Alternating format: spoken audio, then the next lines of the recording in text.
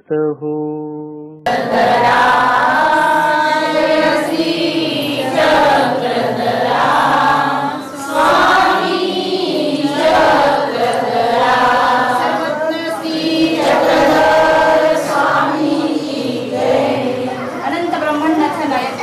शांत आवाज जर आला तर कोणून ठेवायचा। अनंत ब्रह्मांडाचा नायक, या जगाचा जगकर्ता, जग उद्धार करता, जग पालन करता, तुम्हा आम्हा सर्वांचा रक्षण करता, साधनदात्याच्या चरणी कोटी कोटी दंडवत प्रणाम करू। ज्या गुरुवर्यांनी आम्हाला घडवलं, मढवलं, योग्य केलं आणि आपल्या सर्वांसमोर बोलतं केलं, असे आम्हा सर्वांच्या गुरुवर्य परमपूजनीय परमादरणीय परमश्रद्धेय आचार्य मामाजींना शतशः दंडवत प्रणाम। आज खऱ्या अर्थाने या ठिकाणी खूप मोठा दुग्ध शर्करा योग या ठिकाणी आलेला आहे। बऱ्याच दिवसाची आपणा सर्वांची इच्छा आणि प्रत्येक जण दादांना युट्यूबवरती पाहत असेल, पाहिलं असेल, कुणी पाहिलं नसेल, कुणी ऐकलंही नसेल, या सर्वांनी आज आपल्या समोर दादा आलेले आहेत आणि सर्व श्रीगोंदा सर्वज्ञ सत्संग या मंडळाने जी विनंती केली आणि या विनंतीला मान देऊन आज या ठिकाणी दादा आलेले आहेत, म्हणून सर्वांनी एकदा टाळ्याच्या गजरामध्ये आता आपल्या जास्तीत जास्त आपल्या निरोपणाचा फायदा घ्यायचा आहे, म्हणून बाकीचं जे काही बोलायचे ते मी नंतर बोलेन। म्हणून मी आपल्या सर्वांच्या वतीने दादांना विनंती करते की आपण आपल्या निरोपणाला प्रारंभ करू। सर्वज्ञ श्री चक्रधर स्वामी की जय। गेल्या 1.5 महिन्यापासून या ठिकाणी या महत्वरूपी अशा या प्रबोधनात्मक कार्याचा आरंभ या ठिकाणी झालेला आहे आणि 15 जूनला हे कार्य या ठिकाणी तुमच्या सर्वांच्या सहकार्याने सुरुवात झालेली या कार्याला आणि बरोबर आज त्याचा 1.5 महिना आज बरोबर झालेला आहे। आज 31 तारीख आहे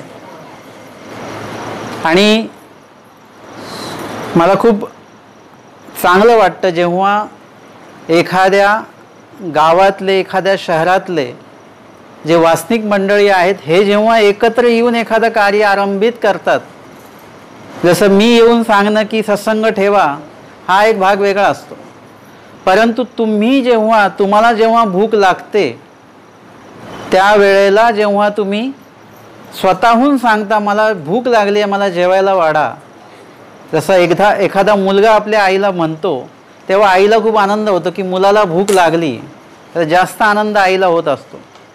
तसं तुम्ही जेव्हा एखाद्या साधूंकडे येऊन जेव्हा म्हणता की आम्हाला काहीतरी ऐकायचं आहे, आम्हाला काहीतरी प्रबोधन तुम्ही सांगा, करा, आणि म्हणून जेव्हा तुम्ही ज्ञानाची भूक घेऊन एखाद्या साधूंकडे येता तेव्हा त्या साधूंना एक वेगळ्या प्रकारचा आनंद असतो की ही सगळी लोक जाणकार लोक आहेत, या लोकांना काहीतरी जाणून घेण्याची इच्छा निर्माण झालेली आहे आणि म्हणून तो आनंद आमच्यासाठी एक वेगळा आनंद असतो। जसं आहे की मी जिथे कुठे प्रवचन करतो तिथे मग जेवढे लोक येतात वगैरे आम्ही सांगतो त्यांना या निरूपण आहे, परंतु जेव्हा लोक स्वतःहून म्हणतात त्यावेळेचं जे काही प्रबोधन घडतं ते प्रबोधन जास्तीत जास्त तुमच्या उपयोगी येत असतं। जसं एखादी जमीन ओलीच आहे, त्याच्यावर किती पाणी टाकलं तरी काही फरक पडत नाही, ते पाणी वाहून जातं, पण त्या जमिनीला जेव्हा भूक लागते आणि त्यावेळेला ते जे पाणी त्या जमिनीवर पडतं ते काय होतं, वाहून जातं का, ते शोषल्या जातं। जेवढी भूक असेल तेवढं ते शोषल्या जातं, तेवढा जास्त उपयोग त्या जमिनीला होत असतो। तसं तुमचं अंतःकरण रूपी तुमची जी भूमी आहे त्या भूमीला असं वाटलं की आता कुठेतरी कोरडेपणा आपल्यामध्ये आलेला आहे, वृक्षपणा आलेला आहे आणि धर्माचा ओलावा आपल्याकडे आता नाही असं तुम्हाला जाणवायला लागतं।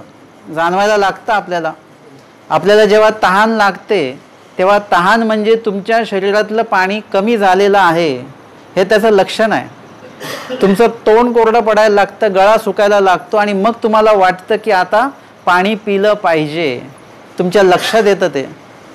तसंच एक विशिष्ट वेळाने, अर्थात हे सगळ्यांच्याच लक्षात येत नाही, सगळ्याच वासनिकांच्या, सगळ्याच उपदेशी लोकांच्या लक्षात येत नाही की आपण ज्ञान घेतलं पाहिजे म्हणून.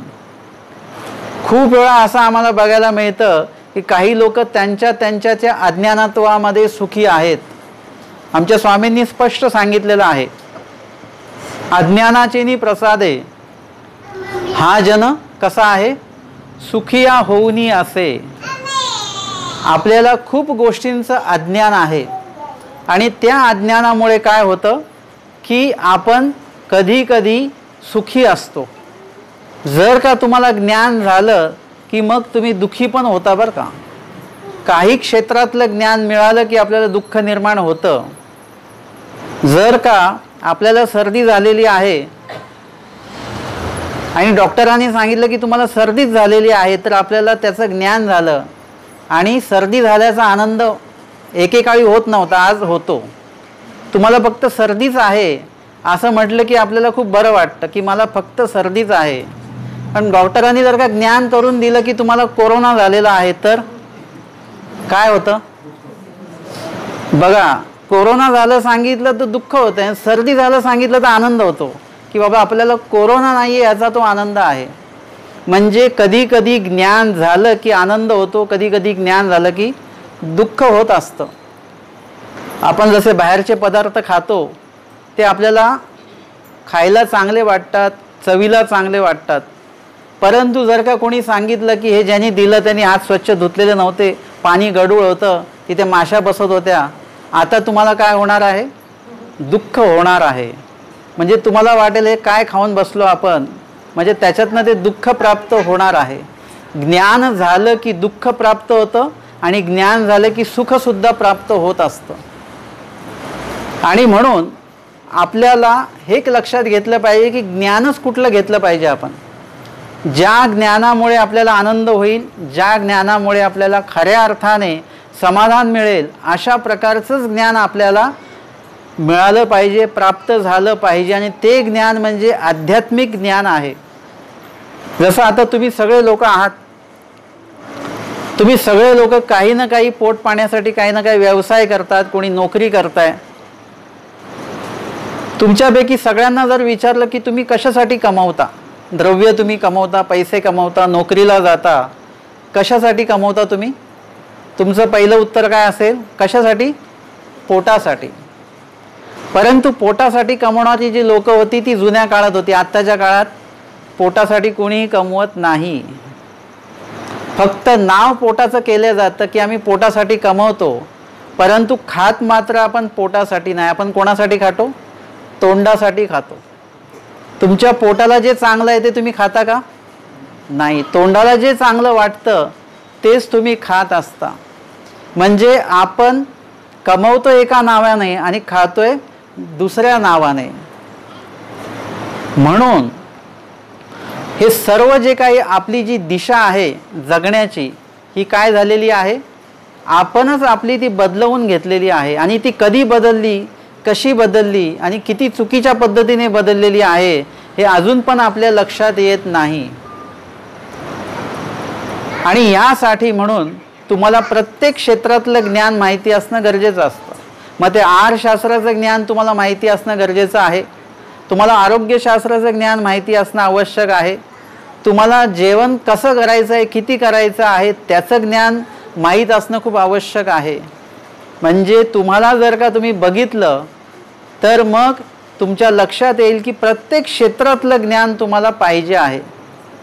आणि सगळ्यात महत्त्वाचं ज्ञान जे आहे, म्हणजे प्रत्येकाला प्रत्येक क्षेत्रातलं जरी ज्ञान असेल तरी तो व्यक्ती सुखी तुम्हाला दिसणार नाही. म्हणजे खूप लोकांचा असा गैरसमज आहे की आपल्याकडे जर का द्रव्य आलं, आपल्याकडे पैसे आले तर आपण सुखी होऊन जाऊ. सगळ्यांचा असं काय आहे, गैरसमज आहे. ज्यांच्याकडे पैसे नाही आहेत, जे गरीब आहेत, त्यांना असं वाटतं की आपण गरीब असल्यामुळे आपल्याला काहीच घडणार नाही आहे, योग्य क्रिया घडणार नाही, देव घडणार नाही आहे, आपल्याकडनं उपार घडणार नाही मोठी, पंगत घडणार नाही मोठी. आणि देव जो आहे तो पैशावाल्यांनाच घडतो, पैसे आले की सगळं प्राप्त होतं असं तुम्हाला वाटतं. परंतु जेव्हा तुमच्याकडे भरपूर पैसा येईल तेव्हा तुम्हाला परत जुने दिवस आठवतील की जुन्या काळात खूप चांगलं होतं. आपल्याकडे पैसे नसायचे तर आपण पदयात्रा करायचो, कष्ट घ्यायचो. आता गाडी आहे तरीसुद्धा आपल्याकडनं देव धर्म व्यवस्थित होत नाही. आधी आपल्याकडे जेवण द्यायला म्हणजे पुरणपोळी नसायची तर आपण भाकरी द्यायचो, पण ती देण्यामध्ये एक समाधान असायचं. जे भोजन करणारी जी साधू मंडळी यायची ते सुद्धा समाधानाने खायचे. आज आपल्याकडे भरपूर काय आहे पण त्या पद्धतीची सेवा आपल्याकडनं घडत नाही, त्या पद्धतीचं अन्नदान आपल्याकडनं घडत नाही. हे आपल्याला नंतर लक्षात येईल. म्हणून तुम्हाला जर का देव प्राप्त करायचा असेल तर मग पैसा पाहिजेच हे तुमचा गैरसमज डोक्यातनं काढून टाका. विना द्रव्य सुद्धा परमेश्वर आपल्याला प्राप्त होऊ शकतात. आणि म्हणून आपल्याला काय करावं लागेल, परमेश्वर कसे प्राप्त होतील या संदर्भातलं ज्ञान तुम्हाला घ्यावं लागणार. आणि म्हणून तुम्हाला प्रत्येक क्षेत्रातलं ज्ञान असेल. जगातली सगळ्याच गोष्टी तुमच्या घरामध्ये असतील, तुमच्या खिशामध्ये असतील, तुमच्या बँकेमध्ये असतील.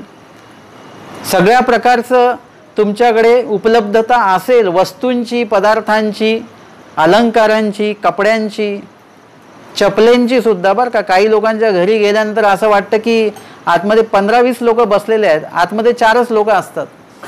म्हणजे एकेका माणसाच्या 3-3, 4-4 चपला असतात. ते सकाळी फिरायला जायची चप्पल वेगळी, घरात घालायची चप्पल वेगळी, ऑफिसला जायची चप्पल वेगळी. म्हणजे इतक्या चपल्या असतात. म्हणजे प्रत्येक गोष्ट उपलब्ध आहे आज आपल्याकडे. अशी कुठली गोष्ट नाही आहे की जी उपलब्ध नाही, सगळं आहे. तुमच्याकडे एकच गोष्ट नाही आहे, त्या गोष्टीसाठी तुम्ही इथे आलेले आहात, ते म्हणजे समाधान तुमच्याकडे नाही आहे. तुमचं घर मोठं आहे, बंगला आहे, सगळं काय आहे, पण त्या घरामध्ये तुम्हाला समाधान मिळत नाही. म्हणून तुम्ही काय करता, तुम्ही आश्रमामध्ये येता, तुम्ही साधूंकडे येता, काहीतरी निरूपण ऐकण्यासाठी येता, मार्गात जाता, स्थानवंदन करायला जाता आणि तुम्हाला समाधान वाटतं. आता जर का तुम्ही स्थानवंदन करायला निघालात किंवा एवढंच लांब कशाला, आता तुम्ही घरातनं इकडेच येत आहात प्रवचन ऐकायला. संध्याकाळी आपलं प्रवचन असतं इकडे 4 ते 5. मग ते ऐकायला जेव्हा तुम्ही येत असता तेव्हा येतानाच तुमच्या मनामध्ये एक आनंद असतो. 3:45 झाले की एक मनामध्ये आनंद असतो की प्रवचन आता सुरू होईल, पटकन निघावं. आणि ते आनंदाच्या भरात तुम्ही इथे येता. जेवढा 1-1.5 तास तुम्ही इथे थांबता देवपूजा वंदन होईपर्यंत, तोपर्यंत तुमच्या मनामध्ये समाधान आणि आनंद असतो. आणि जेव्हा घराकडे तुम्ही निघायला लागता तेव्हा लगेच मनामध्ये परत टेन्शन तुमच्या मनामध्ये येतं, काळजी तुमच्यामध्ये निर्माण होत असते. घरी जाऊन जेवण बनवायचं आहे, हे करायचं आहे, ते करायचं आहे, म्हणजे अनेक गोष्टी तुमच्या समोर अशा उभ्या होतात. म्हणजे हे ठिकाण जे आहे, हे ठिकाण आता मंदिर आहे का? म्हणजे हे मंदिर नाही आहे, परंतु हे प्रबोधनाचं ठिकाण झालेलं आहे गेल्या 1.5 महिन्यापासून. आणि ही जागा आधी कशी असेल, परंतु आत्ता ह्या जागेमध्ये काय झालेलं आहे, परमेश्वराचं अधिष्ठान या ठिकाणी झालेलं आहे. कशामुळे झालं? ज्या ठिकाणी ज्ञान बोलल्या जातं, ज्या ठिकाणी ज्ञान वाचल्या जातं, ज्या ठिकाणी ज्ञानाचं चिंतन होतं आणि ज्या ठिकाणी ज्ञानाचं श्रवण होतं, ज्ञान ऐकल्या जातं, त्या ठिकाणी परमेश्वराचं अधिष्ठान जे आहे ते निर्माण होत असतं. परमेश्वराची कृपादृष्टी जी आहे, परमेश्वर जिथे कुठे असतील, परमेश्वर अवतार, व्यक्त अवतार, ते तिथून कृपादृष्टीने अवलोकन करत असतात. आणि त्या माध्यमातून ही जागा पवित्र होते. आता मला सांगा की ही जागाच पवित्र होते का? फक्त जागेवरच दृष्टी पडते का? नाही. या जागेवर कोण बसलेले आहेत? तुम्ही लोक बसलेले आहेत, सगळे आपण सर्व बसलेलो आहोत. आपल्यावर पण ही दृष्टी पडते. आणि आपल्यावर पण ही दृष्टी पडल्यानंतर नुसतीच ही जागा पवित्र होत नसते, तर जीव सुद्धा, या ठिकाणी बसलेला प्रत्येक जीव जो आहे तो पवित्र होत असतो. त्याच्या मनामध्ये जे काही कुविचार असतात ते निघून जातात. म्हणून इथे आल्यानंतर तुम्हाला जे चांगलं वाटतंय, मला आल्यापासून खूप लोकांनी सांगितलं की खूप छान वाटतंय आम्हाला, 1.5 महिना आम्ही निरूपण ऐकतोय, प्रवचन ऐकतो आहोत, खूप चांगलं वाटतंय. ही प्रतिक्रिया मी तुम्हाला विचारली नाही, तुम्ही स्वतःहून जेव्हा मला सांगता तेव्हा खऱ्या अर्थाने तुम्हाला अनुभव आलेला असतो. जर का मी स्वतः विचारलं कसं चाललं इथलं प्रवचन, तर तुम्ही सांगणारच चांगलंच चालू आहे, तुम्ही थोडीच वाईट म्हणणार.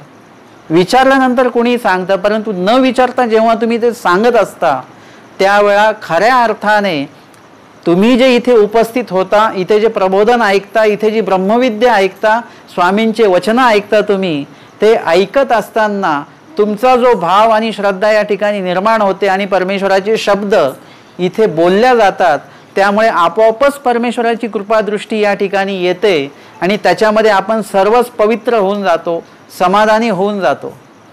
आता अजून एक लक्षात घ्या की एक विशिष्ट वेळापर्यंत आपण पवित्र होत असतो. तुम्हाला आता ताईंनी सांगितलं स्मरण केलं पाहिजे वगैरे, लगेच आपल्या मनामध्ये ते निर्माण होतं, पण घरी जाता जाता परत सगळं काय होतं, सुटतं. ते तुम्ही म्हणता की उद्या सकाळी 3ला उठायचं जातं, त्यांनी सांगितलं प्रवचनात, परंतु सकाळी आपण उठत नाही. कारण की घरी परत काय आहे, घरी मलिनत्व आहे. घरी आपलं पाहिजे तसं स्मरण घडत नाहीये, पाहिजे तेवढं आपण वाचन करत नाही. त्याच्यामुळे आपल्या घरावर आणि आपल्यावर तिथे परमेश्वराची कृपादृष्टी पडत नाहीये. तुम्ही जेवढं तुमच्या घरामध्ये नामस्मरण कराल, लीळाचिंतन कराल, सेवादास्य कराल, तुमच्या घरी साधूंचं येणं असेल, जेवढा वेळ ते नाम घेतल्या जाईल तेवढ्या वेळा परमेश्वराची कृपादृष्टी तुमच्या घरावर पडेल, तुमच्यावर पडेल आणि हळूहळू तुमचं घर सुद्धा काय होणार आहे, पवित्र पवित्र होत जाणार आहे. बघा, ही जी वास्तू आहे ही कुठल्या उपदेशांची वास्तू नाही आहे. तरी पण मी आल्यापासून, आता मगाशी पण ताईंना म्हटलं की इथे आल्यापासून छान वाटतं, म्हणजे पवित्र वाटतं. असं वेगळ्या ठिकाणी आल्यासारखं वाटत नाही. का नाही वाटत? कारण की सतत या ठिकाणी ते अखंडितपणे प्रबोधन सुरू आहे, देवपूजेचं अधिष्ठान या ठिकाणी आहे, साधूंचं येणं या ठिकाणी झालेलं आहे, वासनिक मंडळी या ठिकाणी येत आहेत. त्याच्यामुळे ही जागा पवित्र पवित्र होत गेलेली आहे. ब्रह्मविद्येचं हे महत्त्व आहे. आणि हे ज्ञान तुम्हाला कशातनं प्राप्त होतं? हे सत्संगाच्या माध्यमातून हे प्राप्त होत असतं. जर का तुमच्याकडे आता थोडंसं मागे जाऊन बघूया, आज 1.5 महिना तुमच्याकडे निरूपण चालू आहे म्हणून हे सगळं वातावरण आहे. आता हे मागचे 1.5 महिना तुम्ही प्रवचन ठेवलंच नसतं, सत्संग ठेवला नसता, तर तुम्ही 1.5 महिना काय केलं असतं? तेच तुमचं घरदार आहे, नोकरी आहे, व्यवसाय आहे, तेच घरातले व्यवहार सगळे तेच चालू राहिले असते. म्हणजे ती धार्मिकता जी आहे, ती धार्मिकता आजच्या तारखेला जी धार्मिकता तुमच्यामध्ये वाढलेली आहे, आधी नव्हती असं मी म्हणत नाही, पण आधीचं जे प्रमाण होतं त्याच्यापेक्षा आज ते प्रमाण वाढलेलं आहे. ते वाढण्यामागचं कारण गेल्या 1.5 महिना चालत असलेला सत्संग आहे, हे निरूपण आहे, ही साधूंची उपस्थिती आहे, वासनिकांची उपस्थिती आहे आणि ह्या ठिकाणी सुरू असलेलं हे ब्रह्मविद्या निरूपण आहे. म्हणून तुमच्याकडे कुठल्याही क्षेत्रातलं ज्ञान असो, कुठल्याही क्षेत्रातली उपलब्धता असो, वस्तूंची, पदार्थांची, परंतु जोपर्यंत तुम्ही अध्यात्माशी जोडलेले नाहीत तोपर्यंत तुमच्या अंतःकरणामध्ये कधीही समाधान जे पाहिजे ते कधीच येणार नाही, अस्वस्थ असणार आहेत. मी नेहमी सांगत असतो की आम्ही श्रीमंतांच्या घरी पण जेवलेलो आहोत, महालामध्ये पण जेवतो आणि झोपडीमध्ये पण जेवतो, गरिबाकडे पण जेवतो. श्रीमंतांकडे आमचा खिसा भरत असेल, परंतु गरिबाच्या घरी आमचं खऱ्या अर्थाने मन भरतं, पोट भरतं. कारण की गरिबाच्या घरी जेही दिलं जातं ते अत्यंत आवडीपूर्वकच दिल्या जातं. गरीब माणूस 10 रुपयाचाच हार वाहील, परंतु इतक्या प्रेमाने, इतक्या आपुलकीने ते वाहील. गरीब व्यक्ती दक्षिणा कमी देईल, पण जेवढी पण देईल आपल्या खिशाला ते पदर मोडून, म्हणजे ते बोलतात ना तसंच ते देणार आहे. ते त्याची किंमत त्या व्यक्तीला आहे, देण्याची किंमत. म्हणजे आम्ही एकदा मुंबई भागामध्ये गेलो होतो काही खरेदीसाठी. 2-3 दिवस आम्ही खरेदी अशी केली आणि त्या ठिकाणी 2-3 दिवसामध्ये एकही उपदेशी आम्हाला भेटले नाही. मी असं, ते आमचे 2-3 साधूच होते, म्हटलं 2-3 दिवसात एकही उपदेशाने दंडवत केला नाही, म्हणजे उपदेशीच भेटले नाही आपल्याला कोणी. आणि असं म्हटलं आणि शेवटच्या दिवशी आम्ही 3ऱ्या दिवशी खरेदी करून येत होतो आणि एका व्यक्तीने आम्हाला दंडवत केला. ते दुसरे साधू म्हटलं, तुम्ही म्हणत होते ना उपदेशी भेटत नाही, बघा भेटले उपदेशी. उपदेशी भेटले आणि ते लेंगा वगैरे होता, अशी बंडी होती आणि त्यांचा एक हात नव्हता, एकच हात होता त्यांना. आम्ही त्यांना विचारलं तुम्ही इथे काय करता? ते म्हणे मी इथे म्हणजे काय ओझं वगैरे उचलण्याचं काम करतो, त्याच्यातनं 10-5 रुपये मला काहीतरी मिळतात, असं त्यांचं ते कार्य तिथे होतं. म्हणजे विशिष्ट ते बाजारपेठ आहे, तिकडे थोडं वजन वगैरे उचललं की त्यांना काहीतरी पैसे, इकडचं वस्तू तिकडे नेऊन ठेवायची वगैरे असं. मग ते ऐकून खूपच हे वाटलं, म्हणजे मन भरून पण उपदेशी भेटल्याचा आनंदही झाला आणि त्यांचे कष्टप्रद त्यांचं जे काय हे बघून एकदम कसं तरी पण वाटलं. आता त्यामध्ये त्यांनी दक्षिणा देऊ इच्छिली आम्हाला. आम्ही 3 साधू होतो, माझी दक्षिणा घ्यायची इच्छाच होईना. म्हटलं हा माणूस एकच हात आहे, एका हाताने एवढे कष्ट करतो आणि जे काही मेहनत ते कमवतो ते आपण दक्षिणा म्हणून कसं काय घेऊन जायचं. म्हणून मी थोडंसं पुढे आलो, परंतु त्यांनी बोलून घेतलं त्या बाबांना पण बोलवा आणि मग त्यांनी आम्हाला द्रव्यदान दक्षिणा दिली आणि मग मी निघालो. परंतु ती दक्षिणा घेत असताना मला एवढी मोठी जबाबदारी मी माझ्याकडे घेतो आहोय, म्हणजे इतकं मला, म्हणजे आजही मला ते आठवल्यानंतर लक्षात येतं की त्यांची ती दक्षिणा नव्हती तर त्यांची ती एक जबाबदारी होती आणि त्यांचं ते द्रव्य मला योग्यच ठिकाणी उपयोगी लावायचं म्हणून ते मी द्रव्य वेगळं ठेवलं. आणि माझ्यासोबत एक मुलगा होता ग्रस्त, त्याला मी म्हटलं अशा व्यक्तींचा 1 रुपया जरी खिशात आला तरी त्याचं समाधान आम्हाला असतं की खूप मोठा कष्टाचं द्रव्य आणि सगळ्यात महत्त्वाचं म्हणजे आवडीपूर्वक दिलेलं. एखादी व्यक्ती भरपूर दक्षिणा देते, जेव्हा तुम्ही भरपूर देता ना तेव्हा तुमची आवडी कमी असते, त्याच्यामध्ये अहंकार जास्त असतो. हे मी थोडंसं ऑब्झर्वेशन केलेलं आहे. जेव्हा आपण भरपूर देतो ना तेव्हा आपला त्याच्यामध्ये अहंकार जास्त प्रमाणात असतो, पण जेव्हा तुम्ही थोडंसं देता ना तेव्हा तुमच्या मनामध्ये असतं की अजून दिल्या गेलं पाहिजे होतं, अजून देता आलं असतं, परंतु माझ्याकडे तेवढी उपलब्धता नाही आहे, माझ्याकडे तेवढे द्रव्य नाही आहे, माझ्याकडे तो पदार्थ तेवढा नाही आहे. आणि देताना मनात दुःख असतं, विनम्रता असते, अहंकार नसतो. हे खूप वेळा मी निरीक्षण केलेलं आहे या गोष्टींचं. आणि म्हणून सगळ्यात महत्त्वाचं म्हणजे तुमच्याकडे कुठलीही क्रिया करताना आवडी असणं खूप गरजेचं आहे. आपल्याकडे हेच आपण सांगतो आहेत की द्रव्य संपत्ती परमेश्वरनं पाहिजे सांगितलं, म्हणजे तुम्ही खूप मूल्यवान काहीतरी दिलं म्हणून देव तुम्हाला लवकर मिळेल असं नाही. तर तुम्हाला हे कळलं पाहिजे की मूल्यवान नेमकं द्यायचंच आहे देवाला, पण मूल्यवान नेमकं काय आहे. पैसे मूल्यवान आहेत का? आता तुम्ही जर का 2000ची नोट घेऊन तुम्ही विदेशामध्ये गेलात तर ती 2000ची नोट चालते का तिकडे? आपल्याला जर का इथे 2000ची नोट मिळाली तर किती आनंद होतो आपल्याला, परंतु ती विदेशात न्या, विदेशामध्ये ती 2000ची नोट म्हणजे काय आहे? कागद आहे नुसता, त्याला काहीच व्हॅल्यू नाही, कारण ते भारताचं चलन आहे, विदेशातलं चलन नाही आहे ते. म्हणजे ते तुम्ही ज्याला मूल्य म्हणता ते मूल्य या देशाच्या बाहेर गेल्यानंतर त्याला काहीच किंमत नाही आहे. एवढंच काय, मी आता मागच्या काही दिवसात ऐकलं की 10 रुपयाचा ठोकळा पुण्यात चालत नाही ना, इकडे चालतो का? 10 रुपयाचा ठोकळा मुंबईला चालतो आणि पुण्यात चालत नाही. बघा, म्हणजे इथल्या इथेच, भारतातल्या भारतात नव्हे तर राज्यातल्या राज्यात, जिल्ह्यातल्या जिल्ह्यात लगेच तिथल्या तिथेच फरक आहे, इथे चालतो आणि तिथे. मग ज्याला आपण मूल्य म्हणतो आहे ते मूल्य इथल्या इथेच चालत नाहीये, तर ते मूल्य आहे का? ते मूल्यवान आहे का? तर ते मूल्यवान नाही. एक विशिष्ट वेळाने ते मूल्यवान राहत नाही. आणि म्हणून आपल्याला हे लक्षात आलं पाहिजे की मूल्यवान नेमकं आहे काय. ते मूल्यवान तुमचा वेळ आहे, मूल्यवान तुमची जी काही जीवन, तुमचं जे जीवन आहे ते मूल्यवान आहे, तुमचं जे समर्पण आहे ते मूल्यवान आहे. तुम्ही जे जे काय म्हणून आवडीपूर्वक देता ते सर्व मूल्यवान आहे आणि ते देता आलं पाहिजे आपल्याला. जसे खूपसे लोक असतात, म्हणजे खूप विभागामध्ये आमची प्रवचनं असतात, तर तेथं असं असतं की कधी कधी लांबचे लोक येतात पण जवळचे लोक येत नाहीत. म्हणजे त्या जवळच्या लोकांना हेच माहिती नाही की आपल्या इथे काहीतरी मूल्यवान सुरू आहे, हेच त्यांच्या लक्षात येत नाही. किंवा आपल्याकडे कोणतरी मूल्यवान व्यक्ती आलेली आहे, मूल्यवान विचार देणारी व्यक्ती आलेली आहे, हे त्यांच्या लक्षात येत नाही. पण ते जर का कुणाचं लग्न असेल तर ते म्हणतात नाही आम्हाला गेलंच पाहिजे, मग ते परत समाजामध्ये परत मग अडचणी येतात पुढे. लग्नासाठी लोक सुट्ट्या बिट्ट्या सगळं काढून तिथे पोहोचतात बरोबर, परंतु प्रवचन असेल, निरोपण असेल, एखादा प्रबोधनात्मक काही निरोपण असेल तर त्या ठिकाणी उपस्थित राहण्याची आपली आवडीही नसते त्या प्रमाणामध्ये, आणि त्या प्रमाणामध्ये आपली उत्सुकता सुद्धा नसते. मग ही उत्सुकता कशी निर्माण होणार, ही आवडी कशी निर्माण होणार?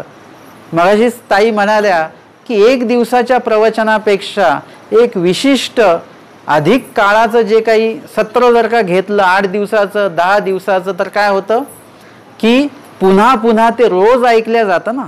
आता समजा कोणी येऊन तुमच्याकडे 1 दिवसच प्रवचन करून निघून गेले तर तुमच्या त्या मनावर, अंतःकरणावर त्या प्रवचनाचा प्रभाव किती वेळ राहील, किती तास राहील, किती मिनिटं राहील तुम्ही सांगू शकत नाही.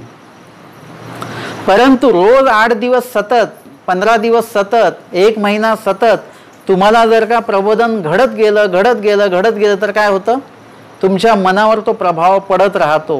तुमच्या मनामध्ये ते अपावित्र जे आहे ते अपावित्र नष्ट होऊन जातं आणि ते पावित्र त्याच्यामध्ये निर्माण होत राहतं. आणि म्हणून आपल्याला या ठिकाणी हे लक्षात आलं पाहिजे की कुठल्याही क्षेत्राचं ज्ञान हे असावंच, नसावं असं नाही. जनरल नॉलेज तर असलंच पाहिजे, परंतु आध्यात्मिक जे ज्ञान आहे ते सुद्धा आपल्याकडे असणं गरजेचं आहे. आता तुम्ही बघाल काही काही श्रीमंत लोक आहेत, हे गुजराती लोक आहेत, मारवाडी लोक आहेत, हे जेवढं व्यवसाय करतात तेवढंच त्यांचं धर्माला सुद्धा, सामाजिक सेवेला सुद्धा त्यांचं योगदान तेवढंच असतं. धार्मिकता ही तेवढीच असते. आमच्याकडे मंदिरामध्ये काही सिंधी लोक येतात, वेगवेगळ्या भाषिक लोक येतात, मराठी सोडून. मराठी लोक जातात तिथून तर त्यांचे लहान लहान मुलं मंदिराकडे बघून हात जोडतात, परंतु ते मोठे लोक हात नाही जोडत. हीच गोष्ट महाराष्ट्रीयन लोक सोडून वेगळे जे अन्य भाषिक लोक आहेत त्यांच्या बाबतीत मी बघतो की ते एकदम आवडीपूर्वक वंदन करतात, नमस्कार करतात. हा एक वेगळीकता तिकडे बघायला मिळते. म्हणजे त्यांना सुद्धा कळून चुकलेलं आहे की कितीही काही आयुष्यामध्ये कमवलं तरी अध्यात्माशी आपण जोडलेलं असलं पाहिजे. त्यातल्या त्यात आपण भाग्यवान ह्याच्यासाठी आहोत की आध्यात्मिक क्षेत्र तर भरपूर आहेत, परंतु आपल्याला जे आध्यात्मिक क्षेत्र मिळालेलं आहे ते खऱ्या अर्थाने परमेश्वराचं आध्यात्मिक क्षेत्र मिळालेलं आहे. या ठिकाणी खऱ्या अर्थाने ब्रह्मविद्या जी आहे, यथार्थ ज्ञान जे आहे ते आपल्यापर्यंत स्वामी पोहोचवत आहेत. जुन्या काळातले लोक भाग्यवानच होते आणि आपण काही कमी भाग्यवान नाही आहोत. आपल्याला तर आता घरी बसल्याच ऐकायला मिळतंय, घरी बसल्या सगळं वाचन आपल्याला मिळतं आहे. आधीच्या काळात पुस्तकं नव्हती, आजच्या काळात आपल्याकडे पुस्तकं आहेत. जे पाहिजे ते पुस्तक तुम्ही घरी आणू शकता, वाचू शकता. जे प्रवचन पाहिजे ते तुम्ही घरच्या घरी ऐकू शकता. ज्यांनाही कुठलंही स्थान तुम्हाला बघायचं असेल लगेच तुम्ही बघू शकता. एखाद्या स्थानाची लीळा पाहिजे असेल ती सुद्धा लगेच तुम्हाला उपलब्ध होऊ शकते. म्हणजे तुम्ही या काळातले लोक जे आहेत ते अजून जास्त भाग्यवान आहात. म्हणजे तुम्हाला जी गोष्ट आहे ती गोष्ट प्राप्त होत आहे. मग त्याचा काय केला पाहिजे, आपण अधिक प्रमाणामध्ये आपण उपयोग जो आहे तो केला गेला पाहिजे. या ठिकाणी जे काही निरूपण सुरू आहे आता ते आचार प्रकरण या विषयावर ते निरूपण सुरू आहे. आणि त्याच्यामध्ये तुम्हाला आचार प्रकरणामध्ये आधी त्याग वाक्य सांगितलेली आहेत. म्हणजे आधी काय केलं पाहिजे, काही गोष्टींचा त्याग तुम्ही केला पाहिजे. म्हणजे आता इथे प्रवचनामध्ये यायचं असेल तर तुम्हाला काही गोष्टी 1 तास सोडाव्या लागतील, सोडू शकता तुम्ही त्या. जर का तुम्ही म्हणाले आज आम्हाला वेळ नाही आहे वगैरे वगैरे, हेच जर का डॉक्टर म्हणाले की आत्ताच्या आत्ता तुम्हाला ॲडमिट व्हावं लागेल, तर तुम्ही काय सांगता त्यांना, आता काय जमणार नाही, 8 दिवसांनी ॲडमिट होऊ, आता वेळ नाही आहे आम्हाला, असं सांगतात का कोणी? डॉक्टर आज म्हणत असेल तर तुम्ही लगेच म्हणता नाही आज नाही, आत्ताच ॲडमिट होतो, आता घरी जातच नाही, लगेच ॲडमिट होऊन जातो. रस्त्याने जाताना काय झालं बिलं तर, म्हणजे त्या गोष्टीसाठी आपल्या कितीतरी गोष्टींसाठी वेळ आहे आपल्याकडे. परंतु जेणेकरून आपला जीवाचं उद्धरण होणार आहे, जेणेकरून आपल्या जीवाची समृद्धी होणार आहे, जीवाची बरं का, देहाची नाही. देहाची तर समृद्धी आपली चालूच आहे, खाऊन पिऊन आपलं वजन वाढतं आहे, देहाची समृद्धी सुरूच आहे, परंतु जीवाची समृद्धी मात्र आपली चालूच नाही आहे. आपली जगण्याची समृद्धी चालू नाही आहे, तर त्यासाठी तुम्हाला काय करावं लागणार आहे? अध्यात्माशी तुम्हाला जोडावं लागेल स्वतःला. जसं अशी खूपशी घरं आहेत की जी विस्कटलेली होती आधी, परंतु ती पंथाच्या अध्यात्माच्या संपर्कात आली, ज्ञानाच्या संपर्कात आली आणि त्यांचं जे विस्कटलेपण आहे ते सावरलं गेलं, ते संघटित झालं, ते चांगलं झालं, ते घर पवित्र झालं आणि त्या ठिकाणी अध्यात्म आल्यामुळे खूपशा गोष्टी वाईट तिथून निघून गेल्या, चांगल्या गोष्टींचं त्या ठिकाणी संक्रमण झालेलं आहे. हे सगळं कशामुळे होतं? हे संघटित झाल्यामुळे होतं. आणि हा जो कार्यक्रम जो सुरू आहे तुमचा, तो सुद्धा तुम्ही संघटित झाल्यामुळेच, म्हणजे सर्वात पहिला कड जो आहे तो तुमचा आहे. जसं परमेश्वर तर ज्ञान द्यायलाच आलेले आहेत या सृष्टीमध्ये, फक्त आपलं संघटन होऊन नाही राहिलं, आपण ती वेळ ठरवून नाही राहिलो, आपण तो वेळ देऊन नाही राहिलो, आपल्याला त्याचं मूल्य अजून कळालेलं नाही. पण ज्या दिवशी तुम्हाला हे मूल्य कळालेलं आहे त्या दिवशी तुम्ही संघटित झालेले आहात, तेव्हाच परमेश्वराने तुम्हाला ज्ञान सांगणारी व्यक्तीसुद्धा इथे उपलब्ध करून दिली. म्हणजे तुमची जेव्हा योग्यता वाढते, म्हणजे इतक्या दिवस हे प्रवचन झालं का कधी इथे? मग आत्ताच का झालं? कारण की आत्ता तुमची ती योग्यता पण वाढली, आत्ता तुमची ते जे काही पावित्र्य जे आहे ते काही प्रमाणामध्ये तुमच्या मनामध्ये चांगले विचार आल्यामुळे, तुमची ज्ञानाची भूक वाढल्यामुळे तुमची जी योग्यता वाढली, त्यामुळेच परमेश्वराने हा योग प्राप्त करून दिला. आता ह्या वाक्यानंतर तुमच्या हे लक्षात येईल की हा योग माझ्यामुळे झालाय असं तुम्ही म्हणू शकता का? नाही. जे तुम्हाला प्रबोधन करणारे आहेत तेही म्हणू शकत नाही की माझ्यामुळे तुम्हाला ज्ञान झालं. हा सगळा योग कोणी घडवला? त्यांना आणलं ज्ञान सांगण्यासाठी आणि तुम्हाला आणलं ज्ञान ऐकण्यासाठी. हे कोणी आणलं? परमेश्वरानेच आणलं. परमेश्वराने जर का हे मनावर घेतलं नाही तर तुम्ही येणार नाही आणि आम्ही पण येणार नाही, किंवा आम्ही तुमच्या बाजूनी निघून जाऊ, तुमच्या घरी येऊ, पण तुम्ही आम्हाला चहा पाणी जेवण सगळं द्याल, परंतु ज्ञान तुम्ही काहीच विचारणार नाही. आणि तुम्ही जर का विचारलं नाही तर आम्ही सुद्धा सांगणार नाही. अर्थात आम्ही सांगितलं पाहिजे, परंतु आम्हाला पण तर कळलं पाहिजे की तुम्हाला काय माहिती करून घ्यायचं आहे, तुमचं वाचन काय आहे. हाय जेव्हा तुम्ही एक प्रश्न कराल तेव्हा आम्ही तुमच्यासमोर 10 वाक्य मांडू. तुम्ही एक प्रश्न केला तर त्याचे आम्ही 10 प्रकारे तुम्हाला ते समजवून सांगू. हे कधी घडेल? जेव्हा तुमच्यामध्ये ते अध्यात्म जागृत होईल तेव्हा.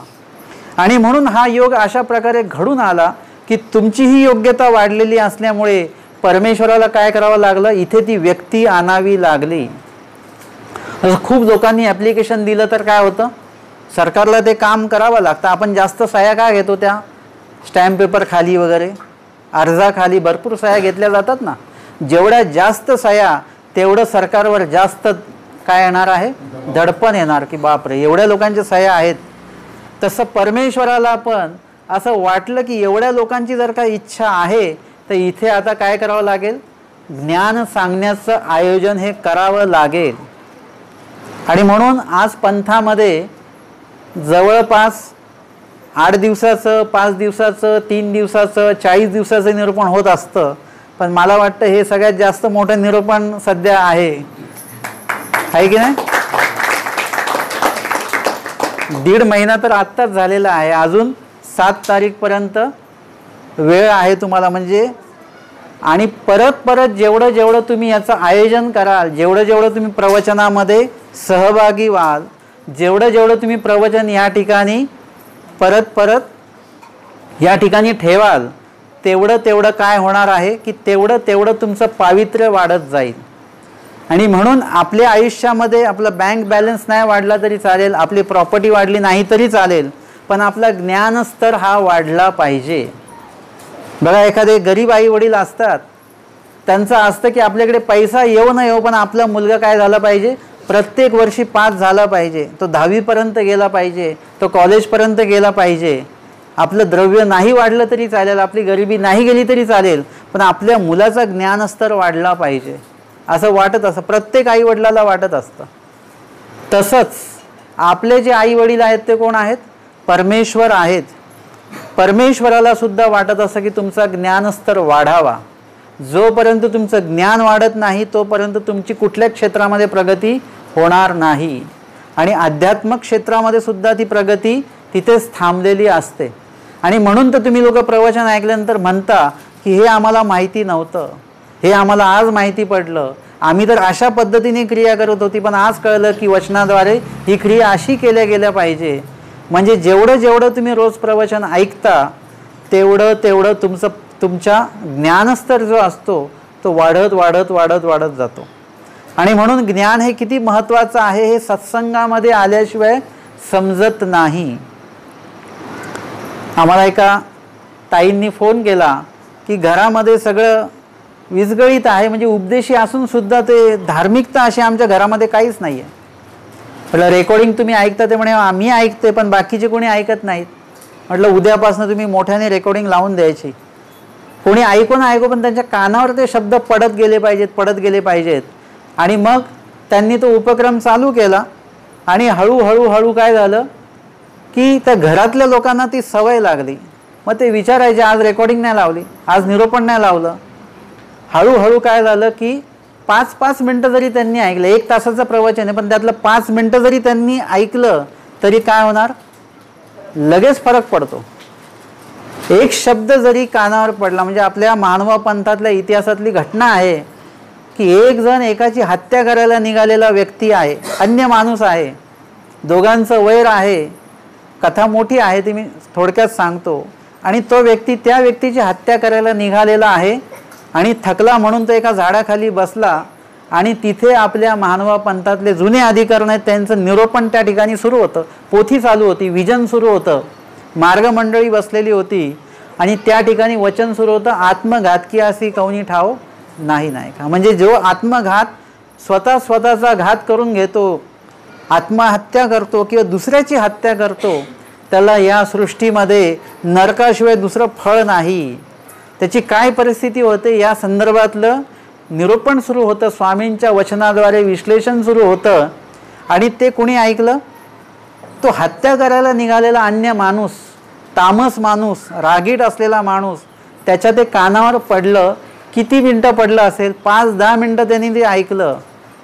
आणि लगेच त्याला असं वाटलं अरे हे मी काय करायला चाललोय, यांनी जे सांगितलं त्याच्या विरोधात मी इथे करायला चाललेलो आहोत, आणि हे जर का मी केलं तर माझी परिस्थिती पुढे काय होईल, असं चिंतन त्यांचं घडलं.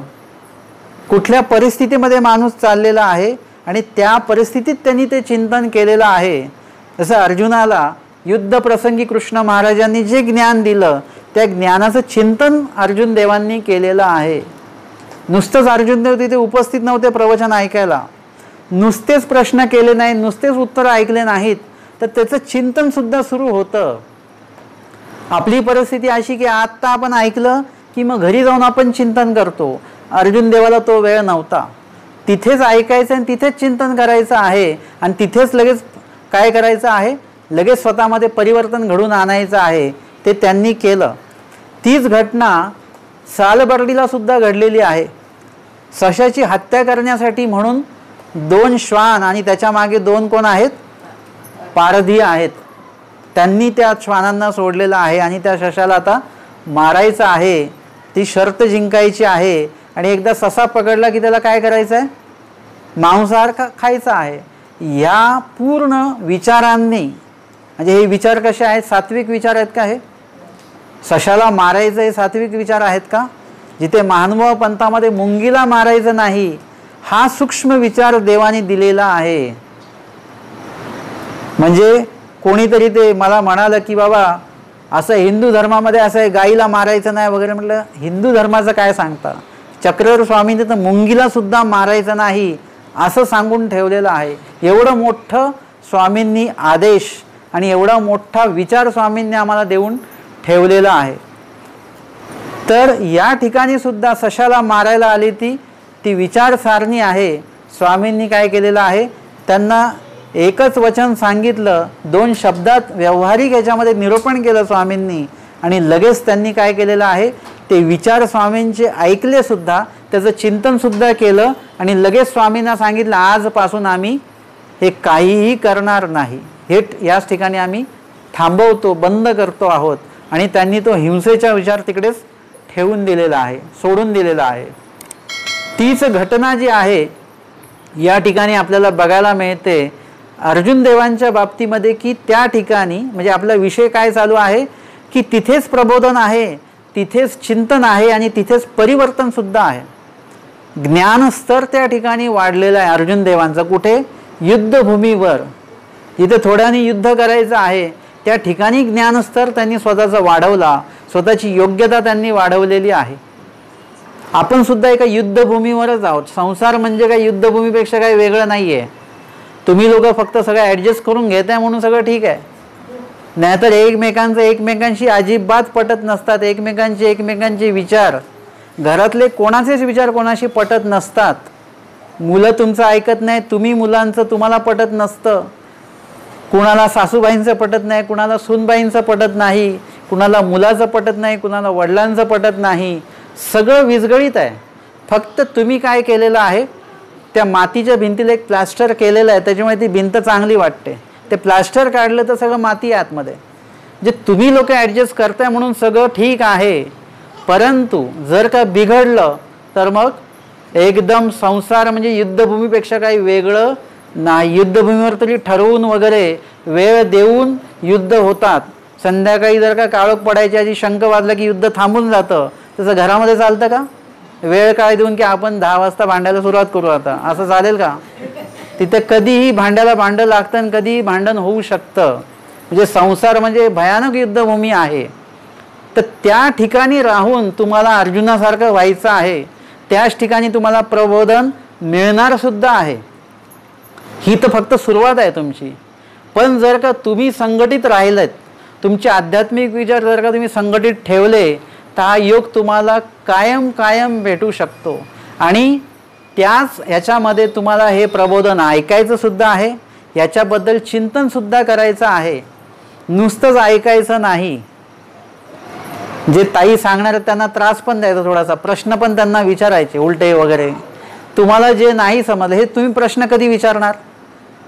कधी विचाराल? जेव्हा तुम्ही तुमच्यामध्ये बोलाल की हे त्यांनी आज जे वचन सांगितलं त्यातलं हे समजलं नाही, किंवा हे समजलं, ह्याला ही लीळा समजली, आणि मग त्यातनं तुम्हाला प्रश्न निर्माण होतील की ह्याला काय उत्तर असेल. मग जर का असं घडलं तर काय होईल, मग ते तुम्ही उद्याच्या प्रवचनामध्ये तुम्ही ते विचारू शकता. म्हणजे तुमचं डिस्कशन होणं खूप महत्त्वाचं आहे. तुमचं स्वतःचं चिंतन होणं खूप महत्त्वाचं आहे.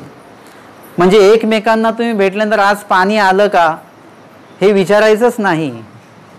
तर महिला वर्ग आलं आणि तुमच्याकडे पाणी आलं का आज, मग भाजी महाग भेटली, हे झालं ते झालं, या आपण व्यावहारिक गप्पा भरपूर मारत असतो. माझं म्हणणं एवढंच असतं की पहिले 5 मिनटं त्यालाच द्या. पाणी आलं की नाही आलं, किती आलं, सगळं त्याच्यावर बोलून घ्या एकदा. आणि मग 6व्या मिनिटानंतर आजच्या प्रवचनामध्ये काय विषय होणार आहे, काल काय ऐकलं, त्यातलं काय समजलं, काय नाही समजलं, मला हे आठवत नाही आहे, ते आठवत नाही आहे. म्हणजे हे सगळं तुम्ही तुमच्यामध्ये डिस्कशन केलं, तुमच्यात त्याचं चिंतन केलं की मग तुम्हाला प्रश्न निर्माण होतील. आणि प्रश्न निर्माण झाले की तुम्ही ते प्रश्न विचाराल, विचारल्यानंतर त्याचं उत्तर मिळेल, आणि ते जे उत्तर आहे ते तुमच्या डोक्यात पक्क बसेल, ते तुम्ही कधीच नाही विसरणार. आत्ता जे मी काय बोलतो ते कदाचित तुम्ही विसराल, पण तुम्ही प्रश्न केलेला आणि त्याचं उत्तर जर का मी तुम्हाला दिलं तर ते तुम्ही कधीच विसरणार नाही. हे चिंतनाचं हे महत्त्व आहे. आणि म्हणून सत्संगामध्ये आल्यानंतर सर्वात महत्त्वाचं म्हणजे काय आहे की या ठिकाणी तुम्ही उपस्थित होणं. या ठिकाणी उपस्थित व्हायचं म्हणजे सगळ्या गोष्टींचा त्याग करावा लागतो. इथे एकदा बसलात तुम्ही, घर सगळं सोडून द्यायचं. 1 तासासाठी तुम्ही घर सोडू शकता की नाही? 1 तासासाठी पूर्णपणे वैचारिक पातळीवर घर बंद करून टाकायचं. घराचे विचार, तिकडे काय चालू असेल, काय नाही चालू असेल. तुम्ही जर का या ठिकाणी प्रवचनाला आलेले आहात, आवडीपूर्वक आलेले आहात, आणि देवाच्या नामाचं स्मरण तुमचं चालू आहे, तर तुमच्या घराचं रक्षण तिकडे परमेश्वर करतात बरोबर. आपल्याला कसलीच काळजी करायची गरज नाही. ज्यांच्यासाठी म्हणून तुम्ही इथे आलेले आहात ते परमेश्वर तुमच्या सर्व गोष्टींचं रक्षण आपोआपच करतात. नाहीतर आपलं इथे प्रवचनात बसले की लक्ष आपल्या चप्पलेकडे असतं की चप्पल कोणी घेऊन तर नाही जाणार. प्रवचनाला आलेले लोक चप्पल अशा ठिकाणी ठेवतात की त्यांना पण स्वतःला आठवत नाही नंतर की चप्पल कुठे ठेवली आपण. इतकी चपलेची काळजी असते आपल्याला. परंतु जर का एकदा काळीजच आपण देवाला दिलं की मग आपल्याला कशाचीच काळजी करायची गरज नाही, सगळं देवावर सोपवून द्यायचं. आणि मग या ठिकाणी तुम्ही जेव्हा बसाल त्यावेळेला तुम्हाला जे ऐकायला मिळेल त्यामुळे तुमचं ज्ञानस्तर तर वाढेलच वाढेल, तुमचं अध्यात्म एवढं वाढेल की मग तुम्हाला आधीचा आपण आणि नंतरच्या आपण ह्याच्यातला फरक तुम्हाला स्वतःला कळायला लागेल. आणि म्हणून अशा प्रकारचे सत्संग होणं, अशा प्रकारचे निरूपण होणं आणि साधू संतांची भेटी, त्यांचं सेवादास्य असेल, काही वासनिकांची भेटीगाठी होते. म्हणजे नुसतंच साधूंची भेटी होणं महत्त्वाचं नाही, तर साधूंच्या भेटीसोबत वासनिकांच्या म्हणजे तुमच्यातल्या तुमच्या भेटी पण झाल्या पाहिजेत. आता असं नको व्हायला की हे प्रवचन संपलं की परत मग तुम्ही 1-2 महिने कोणाला एकमेकांना भेटणारच नाही, असं नको व्हायला. तुम्ही काय केलं पाहिजे, ते संघटन जे आहे ते कायम ठेवलं पाहिजे आणि पुन्हा पुन्हा ताईंना बोलवलं पाहिजे, त्यांना सांगितलं पाहिजे की ते निरूपण जे अधुरं आहे ते आता परत पुढची वचनं आम्हाला सांगा, पुढचं प्रबोधन आम्हाला सांगा. आणि ते करत असताना ताई काय लगेच पुढचे वचनं सांगणार नाहीत तुम्हाला. ते म्हणतील की मागे जे प्रवचन केलं त्याचं काय किती तुमच्या लक्षात आहे, काय आहे हे पण तर बरोबर आहे की नाही. म्हणजे मागे तुम्ही काय ऐकलेलं आहे आणि त्याचं काय चिंतन केलेलं आहे, त्यातलं काय समजलं आहे हे पण तुम्ही त्यांना सांगितलं पाहिजे, लक्षात आणून दिलं पाहिजे. तर त्यांनाही लक्षात येईल की तुमचं जे काही चिंतन आहे ते योग्य पद्धतीने सुरू आहे. आणि म्हणून या ठिकाणी जे काही सत्संग सुरू आहे आणि पुढेही हा चालू राहणार आहे, त्यासाठी मी आमचं श्रीकृष्ण मंदिर उल्हासनगर असेल आणि संकल्प आध्यात्मिक संस्था यातर्फे मी या तुमच्या सर्व कार्याला शुभेच्छा देतो. आणि हे तुमचं कार्य जे आहे ते परमेश्वराच्याच कृपादृष्टीने सुरू झालेलं आहे आणि ते कायमस्वरूपी परमेश्वराच्या कृपा छत्रामध्ये चालू राहो. आणि ताईंसारखी व्यक्ती आहे, जसं आता माझं जरी नाव तुम्हाला म्हणजे माहिती असेल की मी प्रवचन करतो, तरी पण मी स्वतः ताईंना 4 वेळा आम्ही मुंबईला बोलवलं आहे प्रवचनाला. उल्हासनगरला आलेले आहेत, कल्याणला आलेले आहेत. त्यांना आम्ही बोलवलेलं आहे. का बोलवलेलं आहे, कारण की त्यांच्या सांगण्यामध्ये तो म्हणजे मी काही वेगळं तुम्हाला त्यांचं स्तुती करण्याची मला काहीच गरज नाही आहे, कारण की ऑलरेडी तुम्हाला त्यांचं निरूपण तुम्ही असंही ऐकलेलं आहे आणि आता प्रत्यक्षसुद्धा ऐकत आहात. तर तुम्हाला स्वतःला त्याचा अनुभव आलेला आहेच की त्यांच्या त्या शब्दांमध्ये काय आहे, माधुर्य आहे, त्याच्यात तो गोडवा आहे. आणि सगळ्यात जर का त्यांचं प्रवचन तुम्हाला आवडत असेल तर ते का आवडतं, त्यांच्या आवाजामुळे नाही आवडत, तर त्यांच्या सांगण्यामध्ये तो सच्चेपणा असल्यामुळे. एखाद्याचा आवाज घोगरा जरी असला पण तो जर का खरी गोष्ट सांगत असेल तर ते आपल्या मनाला पटतं. तसं त्यांच्या ते सांगण्यामध्ये तो सच्चेपणा आहे, तो प्रामाणिकपणा आहे.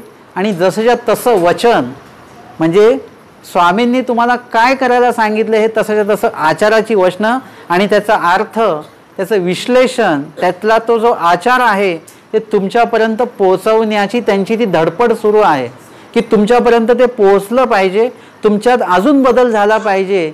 तुम्ही तर योग्य आहातच, पण अजून तुमची योग्यता वाढली पाहिजे, अजून तुमचा विधी वाढला पाहिजे, तुमचं स्मरण वाढलं पाहिजे. हा प्रामाणिक हेतू त्यामध्ये आहे. आणि सांगणाऱ्याच्या बोलण्यामध्ये जेव्हा हा प्रामाणिकपणा असतो त्यावेळी ते प्रवचन तुम्हाला जास्त मनाला भावत असतं. आणि तो त्यांच्याकडे असल्यामुळे तुमच्या या विभागामध्ये, तुमचा जो हा विभाग आहे या विभागामध्ये अशी जी व्यक्ती तुम्हाला मिळालेली आहे, याचं तर मी असं म्हणेल तुम्ही पूर्णपणे आध्यात्मिक क्षेत्रामध्ये स्वार्थी होऊन याचा उपयोग करून घ्या. या ज्ञानाचा उपयोग. कमीत कमी आपण अनेक गोष्टींसाठी स्वार्थी होत असतो, परंतु कधीतरी ज्ञानासाठी पण आपण स्वार्थी झालं पाहिजे. आणि जास्तीत जास्त ज्ञान मला मिळालं पाहिजे, जास्तीत जास्त स्मरण आचार मला झाला पाहिजे, असा सुद्धा एक विचार आपल्यामध्ये प्रज्वलित होणं गरजेचं आहे. आणि अनायसेच अनेक विभाग असतात, त्याच्यामध्ये अनेक वासनिक लोक असतात, परंतु त्यांना खऱ्या अर्थाने प्रबोधन करणारं, खऱ्या अर्थाने त्यांचं ज्ञानस्तर वाढवणारी व्यक्ती खूपच कमी प्रमाणामध्ये त्यांना मिळत असते. पण तुमच्या योगाने तुमच्या या विभागामध्ये ताईंसारख्या व्यक्ती आहेत ज्या तुम्हाला प्रबोधन करतात. आणि तुमच्या क्षेत्रामध्ये म्हणजे ताईंचा हा विभाग आहे, इथल्या विभागातले लोक ताईंना किती ओळखतात मला माहिती नाही, परंतु पूर्ण महाराष्ट्रभर आणि पूर्ण भारतभर त्यांची ओळख आहे बरं का. आमच्याकडे मुंबईला जेव्हा आम्ही कल्याणला बोलवलं किंवा उल्हासनगरला बोलवलं तेव्हा म्हणजे त्यांनी तेव्हा केलेलं प्रवचन आजही लोक त्यांचं नाव काढलं की एकदम ते भारावून जातात लोक. त्यांना ते गोविंद प्रभू जयंतीच्या दिवशी आमच्याकडे जे प्रवचन केलेलं अक्षरशः लोकांच्या डोळ्यात पाणी आलेलं होतं. महिलांच्या डोळ्यात तर येतच पण पुरुष लोकांच्या डोळ्यात पण पाणी आलेलं. इतक्या सुंदरपणे श्रीप्रभूंच्या लीळा त्यांनी आमच्यासमोर ठेवलेल्या होत्या. अर्थातच त्यांची जी प्रसिद्धी आहे ती भारतभर आहे. खूप विभागातले लोक त्यांना ओळखतात. ते ओळखतात कशामुळे ओळखतात? केवळ आणि केवळ ब्रह्मविद्येचं एकदम प्रामाणिकपणे ते प्रवचन करतात म्हणून त्यांना लोक ओळखतात.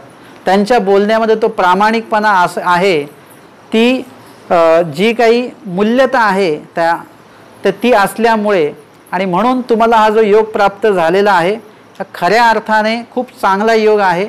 तुम्ही याचा पुरेपूर उपयोग घ्या, चांगला उपयोग घ्या, या सदिच्छा व्यक्त करतो. आणि मला या ठिकाणी तपस्विनी श्री मीराताईजी मानेकर यांनी या ठिकाणी मला फोन केलेला, मागच्या महिन्यातच फोन केला की एक रविवार तुम्हाला इथे द्यायचा आहे. मी हो नाही केलं, म्हणजे मी काही गांभीर्याने हो बोललोच नाही त्यांना. मग त्या दिवशी त्यांनी फोन केला की आता 7 तारखेला समाप्ती आहे, आता तुम्हाला या रविवारी तर यावंच लागणार. आणि मग मी थोडंसं गांभीर्याने घेतलं आणि आमचा आजचा रविवारचा सत्संग पुण्याला असतो, तो कालच आम्ही घेतला. आणि ताईंना आधी विचारलं म्हणजे काय प्रतिक्रिया काय आहे लोकांची, कशी आहे. त्यांनी सांगितलं लोक भरपूर येतात, सगळ्या पद्धतीचे नियोजन आहे, व्यवस्थितपणा आहे आणि लोकांचा जो आनंद आहे, आवडी आहे ती खूप चांगली आहे. त्यांना स्वतःला त्याचं समाधान आहे. सांगणाऱ्याला सुद्धा समाधान वाटलं पाहिजे. ते समाधान त्यांना प्राप्त झालं. ही आधी मी माहिती काढली त्यांच्याकडनं आणि मगच मी इथे येण्याचा निश्चय केला की इथली लोक जर का आवडीची आहेत, ऐकणारी आहेत, तर नक्कीच या ठिकाणी भेट दिली गेली पाहिजे. आणि आपल्या सर्वांच्या इच्छेनुसार आणि ताईंनी दिलेली जी काही सूचना आहे त्यानुसार मी या ठिकाणी उपस्थित झालो. आणि आपलं हे कार्य असंच चालू राहो अशी सदिच्छा व्यक्त करतो आणि या ठिकाणी थांबतो. सर्वज्ञ श्री चक्रधर स्वामी की जय.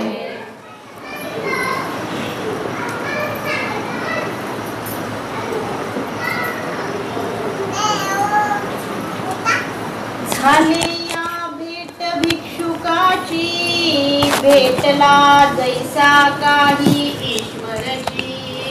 ऐसा भाव असावा अंतरासी, आलिंगन जय देता. ब्रह्मविद्या ज्ञानापासूनी जीवा येतसे निर्मळपण. चारी ठायाचे ठेवन जाणून घ्यावे. अशा प्रकारचं सुंदर प्रकारचं विरोपण या ठिकाणी परमपूजनीय परमादरणीय परमश्रद्धेय आदर माझं स्वतःच खऱ्या अर्थाने तुम्हाला सर्वांना सांगायचं राहून गेलं की या सत्संगाची जी प्रेरणा आहे ती जर मला कुणी दिली असेल की तुम्ही अशा प्रकारचा सत्संग घेऊन समाज प्रबोधन करत जा, हे जर माझ्यामध्ये कुणी प्रेरित केलं असेल, मी ज्या ज्या जागेवरती जाते जिथे जिथे मी उभी राहते तेव्हा उभं करण्याची जी ताकद आहे, उभं राहण्याचं जे बळ आहे ते आदरणीय श्रद्धेय दादांचं आहे माझ्याकडे. जेव्हा जेव्हा मी मानसिकदृष्ट्या फसल्या जात असेल तेव्हा तेव्हा दादा मला सावरण्याचं काम करत असतात. एका अर्थाने ते माझे श्रद्धास्थान आहे आणि म्हणून मी दादांना नेहमी आमच्या या ठिकाणी मनोज दादा आलेले भोसले आणि दादा या तालुक्याचे आयुष प्रतिनिधी. दादांची इच्छा होती मनोज दादांची की आपल्या श्रीगोंदा तालुक्यात बेलवंडीला सत्संगाला एकदा दादांना बोलवायचं, परंतु योगायोग असा आला की हे वाटा सगळ्या श्रीगोंदेकरांनीच उचलून घेतला, बेलवंडीकरांना सोडून द्यावं लागलं. म्हणून मी बेलवंडीकरांना या ठिकाणी आमंत्रित केलं आणि या ठिकाणी की मनोज दादांची खऱ्या अर्थाने नियोजन होतं की एकदा तरी दादांना आपल्या या श्रीगोंदा तालुक्यामध्ये आणायचं आणि त्यांची ही इच्छा कदाचित परब्रह्म परमेश्वराने ऐकली त्याहीपेक्षा तुम्हा सर्वांचं भाग्य आहे, कारण अशा संतांचं दर्शन, अशा संतांचं निरोपण आपल्याला सर्वांना ऐकण्याचा हा सुयोग दिन आज खऱ्या अर्थाने उगवलेला आहे. म्हणून या ठिकाणी सर्वत्र सत्संग श्रीगोंदा या श्रीगोंदा सर्व मंडळाने या ठिकाणी आज जे काही महिला मंडळ आहे या ठिकाणी यांनी एक महिला मंडळ आमचं पेरी स्थापन झालं म्हणायचं असं म्हणायला हरकत नाही. म्हणून त्यांनी एक दंडवत हो.